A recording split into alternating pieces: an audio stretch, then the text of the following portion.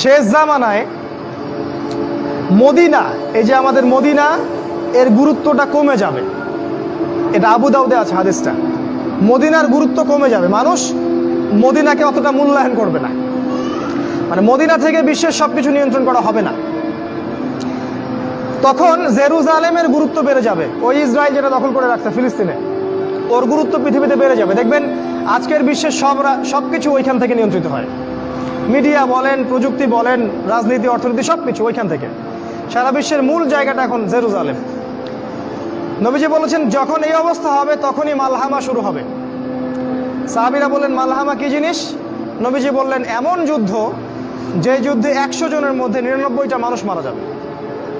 100 জনের মধ্যে 99টা সৈন্য মারা যাবে। এবং এই যুদ্ধটা হবে ইউফ্রেটিস বা ইরাকের ফোরাত নদীর সোনার পাহাড়কে কেন্দ্র করে। এটা সামনে হতে যাচ্ছে। এবং এই যুদ্ধটা হবে 80টা দেশের মধ্যে। বিশ্বের 80টা দেশ একত্রিত হয়ে যুদ্ধ করবে সামনে। আপনি প্রথম বিশ্বযুদ্ধ দেখেছেন না, দ্বিতীয় বিশ্বযুদ্ধ দেখেছেন, এগুলো এই যুদ্ধের সামনে কিছুই না।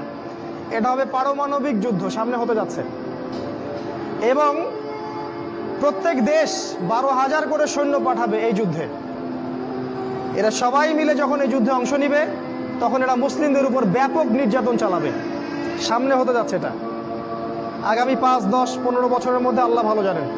আল্লাহ ভালো জানেন, আমাদের অনুমান 10 বছরের মধ্যে হতে পারে, 5 বছরের মধ্যে হতে পারে।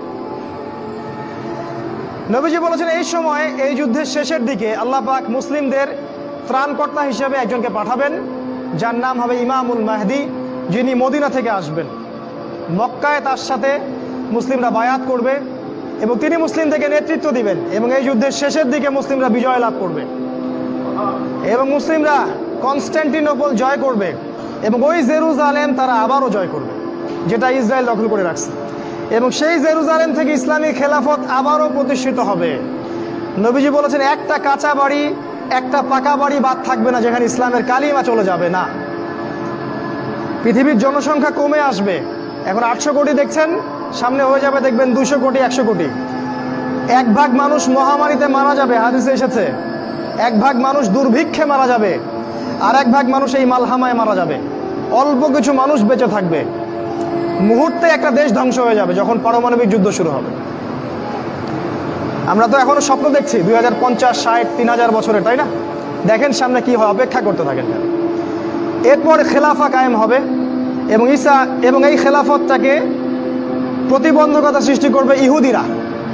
ইহুদিদের নেতা হিসেবে বের হবে দাজ্জাল এবং এই দাজ্জাল ইহুদিদেরকে নিয়ে